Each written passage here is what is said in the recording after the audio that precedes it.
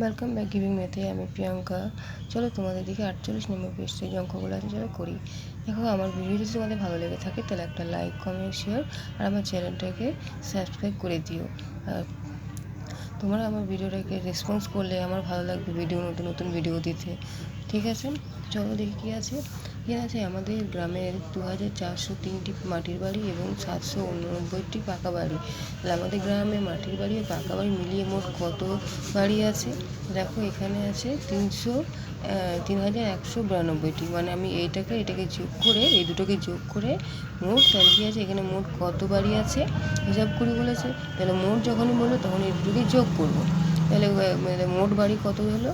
3192টি হচ্ছে মোট বাড়ি। ঠিক আছে, পাকা বাড়ি ও মাটির বাড়ি মিলিয়ে হচ্ছে তোমার 3192টি।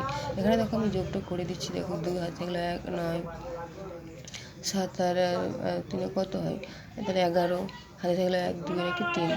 মানে যারা পারো তাদের কোনো অসুবিধা নেই, কিন্তু যারা পারো না তাদের জন্য আমি যোগটা দেখিয়ে দিলাম। ঠিক আছে, তো চলো এখানে দেখো 2 নম্বর অঙ্কটা কী আছে, যে কদমতলায় তাঁতিপাড়ায় ফুটবল খেলা চলছে।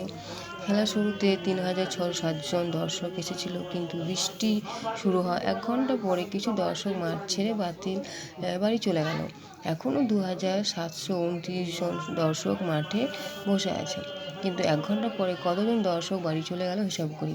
মানে যতজন প্রথমে কতজন ছিল, দেখো 3607 জন ছিল, তাহলে বাড়ি চলে গেল কতজন? এখানে কি আছে, তাহলে বাড়ি চলে গেল, তাহলে মানে বাড়ি চলে গেছে। তাহলে এই যে যতজন প্রথমে ছিল এটা থেকে এটা আমরা বিয়োগ করব। তাহলে এটা থেকে এটা বিয়োগ করলে কতজন থাকে? আরও 878 জন থাকে। ঠিক আছে, কতজন থেকে? 878 জন। চলো আমি বিয়োগটা তোমাদেরকে করে দেখিয়ে দিচ্ছি। 3607 এটা বড় আছে, তাই আমরা আগে বড়টা লিখলাম বিয়োগ করার জন্য। তাহলে ঠিক আছে, 7, 2, 9। দেখো, উপরে ছোট আছে, নিচে বড় আছে, তাই আমরা কী করবো? 1 ধরে করবো।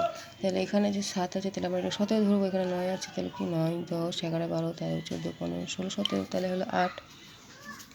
ঠিক আছে, 8 করলাম। এখানে 3, এর উপরে 10, তাহলে হবে 7। এটা 28 ধরবো, 28 দিয়ে 36 গেলে কত হবে? 8। আশা করি তোমরা বুঝতে পারলে বিয়োগটা। চলো 3 নম্বর অঙ্কটা কী দেখি। আমাদের পাড়ার গ্রন্থাগারের জন্য 1289টি ছোটো গল্পের বই এবং 807টি উপন্যাস এবং 271টি কবিতার বই কেনা হবে। মোট কতগুলি বই কেনা হবে? দেখো, আবার মোট বলেছে। মোট যখনই বলবে তাহলে এই বইগুলো আমরা কী করবো? যোগ করে নেবো। তাহলে যোগ করলে কত পাবে? দেখো, ঠিক আছে, 2367টি বই, মানে হচ্ছে কতগুলি বই, মোট কতগুলি বই কেনা হবে? তাহলে 2367টি বই কেনা হবে। আশা করি বুঝতে পারলে। এই যোগগুলো তোমরা নিজেরাই করে নেবে।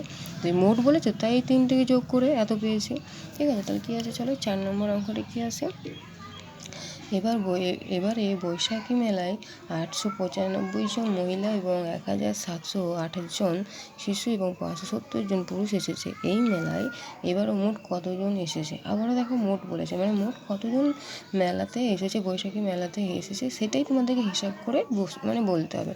তাহলে কত হবে? 3193 জন বৈশাখী মেলাতে এসেছিল। বুঝেছো? এখানে মোট বলেছে কতজন মেলাতে এসেছিলো। তাহলে এই যে এখানে আছে 895, 1728, 570, এগুলোকে সব যোগ করে 3193 জন মেলাতে এসেছিলো। আশা করি বুঝতে পারলো। তাহলে চলো 5 নম্বরটি কী আছে। আমার মা আমার জন্য 120 টাকা দামের স্কুলের শার্ট এবং 175 টাকা দামের প্যান্ট কিনবে। বাবা মাকে 1000 টাকা নোট দিল। তাহলে মা বাবাকে কত টাকা ফেরত দেবে? তাহলে কী করবে, আমরা প্রথমে এই টাকাটা আর এই টাকাটা যোগ করব। এই টাকাটা যোগ করার পরে এই 1000 টাকা দিয়ে আমরা বিয়োগ করব। তাহলে মা বাবাকে আর কত টাকা ফেরত দেবে? 705 টাকা। ঠিক আছে, বুঝতে পারলে? মানে এই টাকাটা আর এই টাকাটা যোগ করবো প্রথমে, এই টাকাটা যত হবে সেই টাকাটা এটা দিয়ে বিয়োগ করব। বিয়োগ করার পর কত দিচ্ছে মা বাবাকে কত টাকা ফেরত দিচ্ছে? 705 টাকা মা বাবাকে ফেরত দেবে। আশা করি বুঝতে পারলে। তাহলে এখানে দেখো কী আছে, 6 নম্বরটা দেখি। আজ শিশু দিবস। আমাদের স্কুলে বড়দি স্কুলের প্রত্যেক শিশুকে লজেন্স ও বিস্কুট খাওয়াবে। দিদি দোকানে 670 টাকায় বিস্কুট এবং 775 টাকার লজেন্স কিনবে।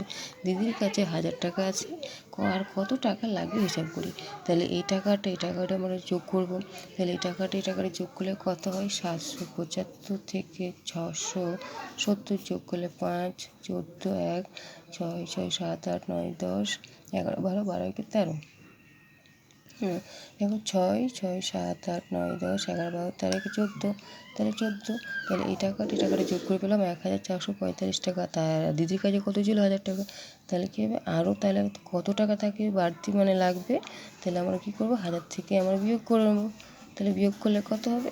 দেখে আরও টাকা লাগবে 445 টাকা আরও লাগবে। ঠিক আছে, আশা করি বুঝাতে পারলাম।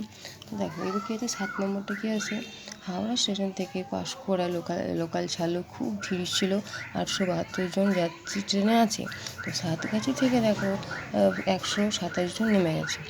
কিন্তু আবার দেখো বাগনান স্টেশনে আরও 321 জন যাত্রী উঠেছে। দেখো নেমে গেছে 872 জন ছিল, নেমে গেল কতজন? 127 থেকে নেমে গেলে কত হয়? 745। আর এখানে আবার চাপলো কতজন? 321। তাহলে 745 থেকে 321 যোগ করলে কত হয়? 1066 জন। তাহলে কতজন যে মোট তাহলে ট্রেনে মোট কতজন যাত্রী ছিল? 1066 জন যাত্রী ছিল। আশা করি বুঝতে পারলে। আবার দেখো 8 নম্বর অঙ্কটা কী আছে? আনোয়ার বিবি পানের বরজ থেকে 2800টি পান পাতা তুলেছে। তিনি 97টি পান পাতা সুভাষকে এবং 120টি পান পাতা মীরাকে দিল। আনোয়ার বিবি মোট কতগুলি পান পাতা দুজনকে মিলে দিল? তো কি মানে মিলে দিয়েছে, দুজনকে মিলে কতগুলো পান পাতা দিয়েছে? তাহলে এই যে 97 আর এই 120কে আমরা যোগ করব। এই যোগ করে যত হবে তত এটা দিয়ে 2800কে বিয়োগ করবো। তো 2800কে বিয়োগ করলে কত হয়? 2583টা। আশা করি তোমরা বুঝতে পারলে অঙ্কটা।